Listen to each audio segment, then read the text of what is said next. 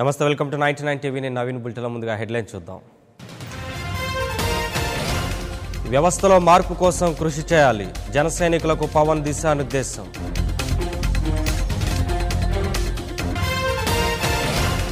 రాజధానికి ఓ రూపు వస్తుందంటే రైతులే కారణం, అమరావతి అభివృద్ధికి కట్టుబడి ఉన్నామన్న ఏపీ సీఎం. ఈబీసీలానే మహిళా రిజర్వేషన్ల బిల్లును కూడా ఆమోదించాలి, ట్విట్టర్ ద్వారా డిమాండ్ చేసిన కవిత.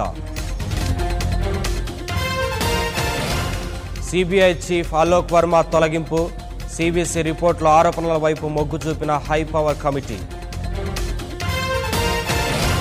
డెమోక్రాటిక్ సమావేశం నుంచి ట్రంప్ వాకౌట్, మెక్సికో సరిహద్దు గోడపై మాటలు వేస్ట్ అని ఆగ్రహం.